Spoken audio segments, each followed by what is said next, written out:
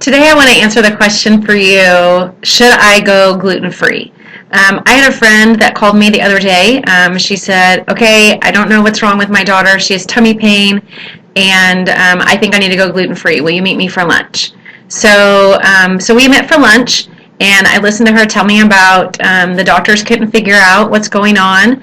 Her daughter has a lot of chronic stomach pain, as well as chronic yeast infections and bacterial infections, and nobody can figure out what's going on. She's 8 years old.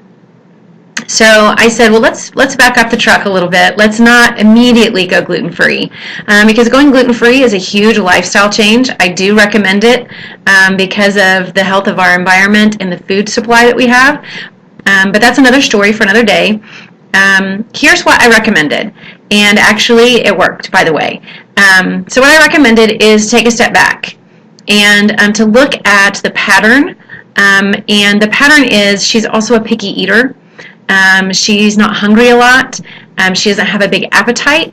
And that usually is an inclination to me for needing digestive enzymes.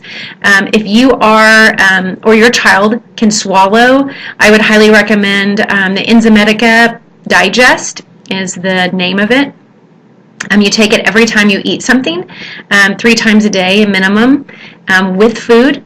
And if you have children who can't swallow pills, there are chewable enzymes. I never used these exactly, so I don't have an exact brand, but there are chewable ones in the health food store.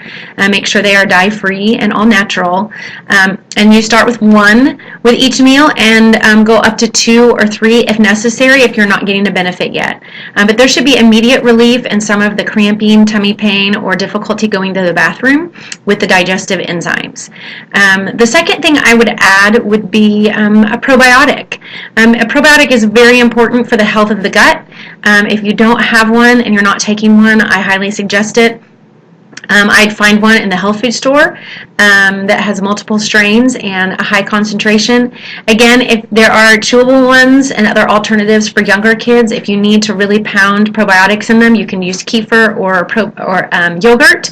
But I do recommend taking an actual probiotic, and I would do that in the mornings.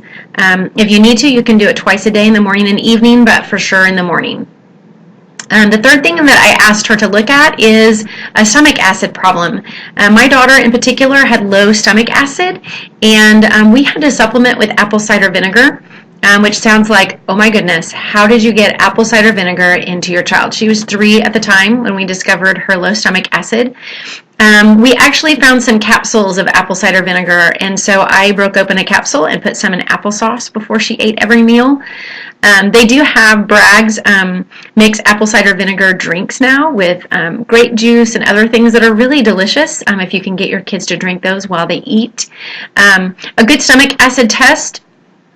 You can Google on the internet.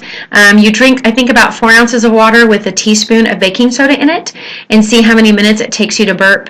And I believe the maximum is 5 minutes. If you haven't burped in 5 minutes, then you have low stomach acid, or if you have minimal.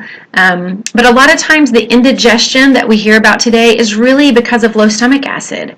And if you are a grown-up, you can take betaine hydrochloride. Start with 1 each time you eat and work your way up until you get a benefit. So you're adding stomach acid in.